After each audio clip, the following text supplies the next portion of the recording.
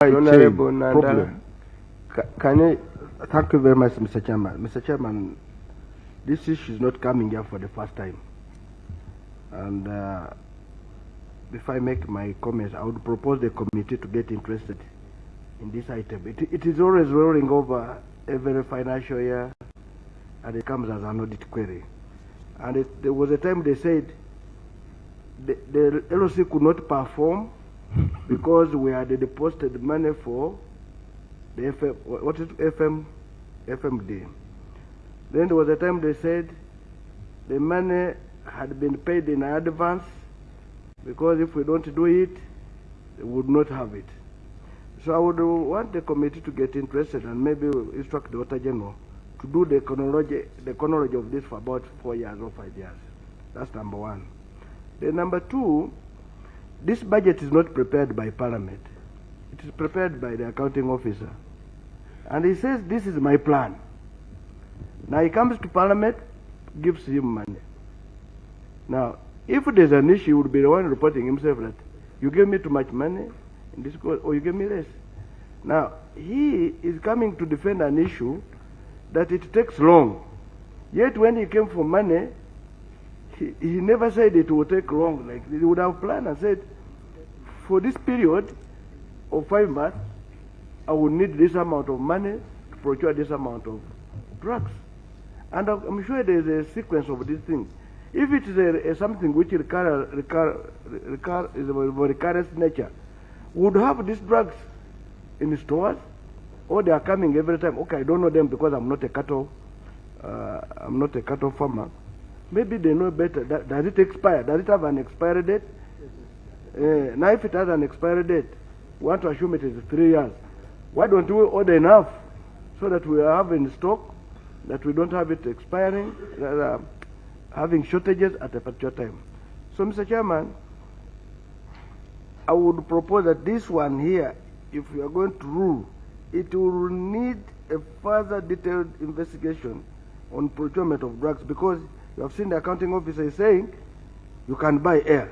We are all sure that also the ministry is not buying what? Air. So these are things you should look at. So can you move the committee, Honorable Nandala, with the recommendation on this one and we proceed? I'm saying move the committee. Mr. Chairman, I want to move the committee that this item be put to a detailed investigation for purpose of understanding how procurement of this drug for cattle is concerned for a period of 5 years.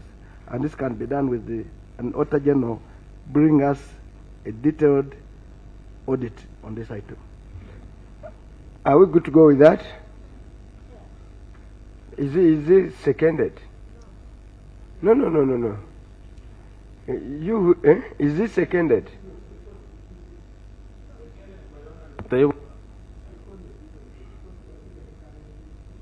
Yes, Vice. Chair, before we go into his suggestion, I want us to take interest in one thing. I'm not convinced with the accounting officer's explanation when it comes to some of these funds that are not being used.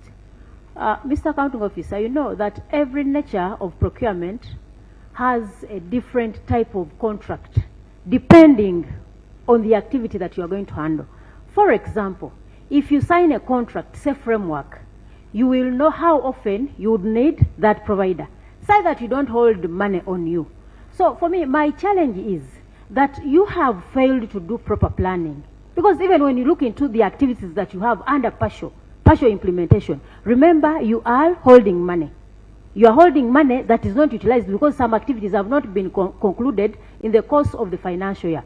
So for me, I would advise that you look into how you, for example, budget your procurements.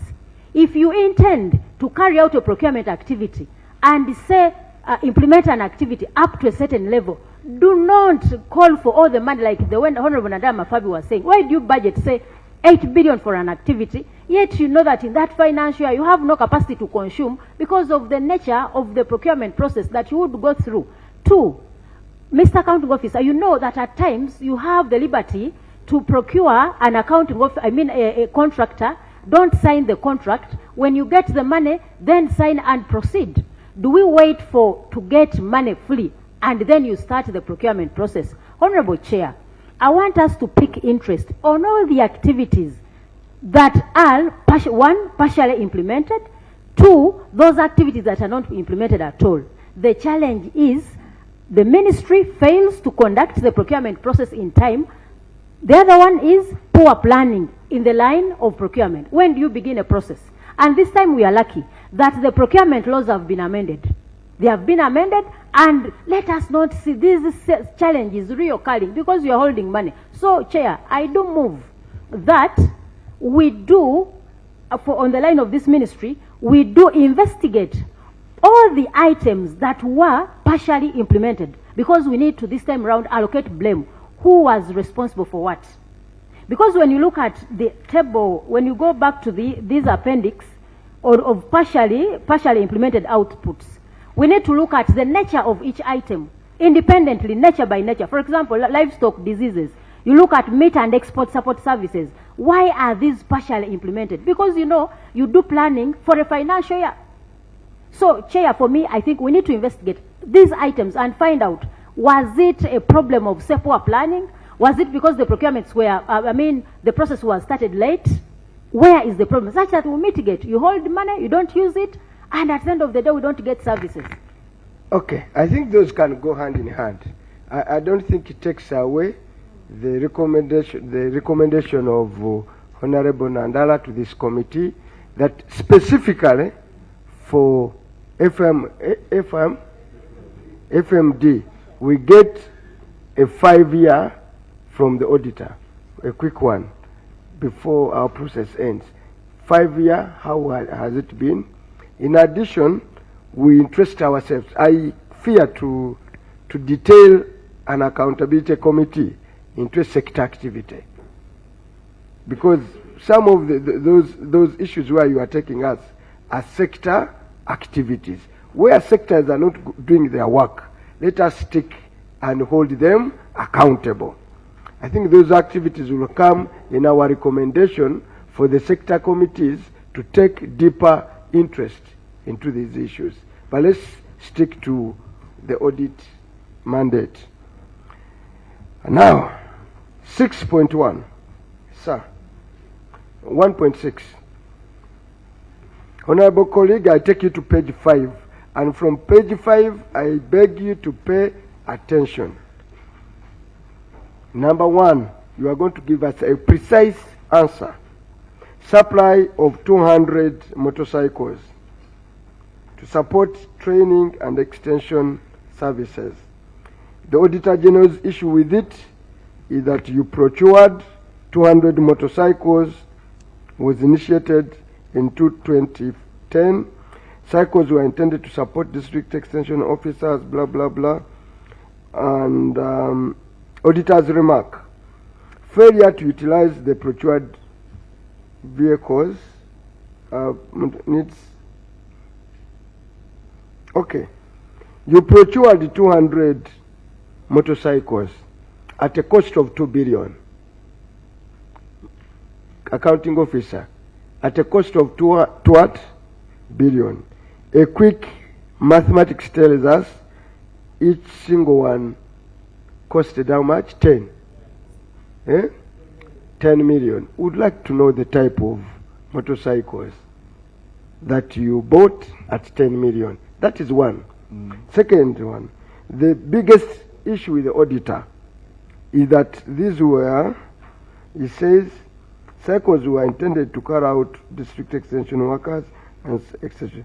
The audit inspection carried out in October revealed that all the motorcycles were intact and yet to be distributed to intended beneficiaries 7 months after delivery and receipt. 7 months they were in your stores. You couldn't deliver. You bought them. His remark is that this implies that the intended services are yet to be achieved, but there was a one failure to utilize, cast doubt on the needs assessment undertaken by the ministry, hence lack of value for money spent on them.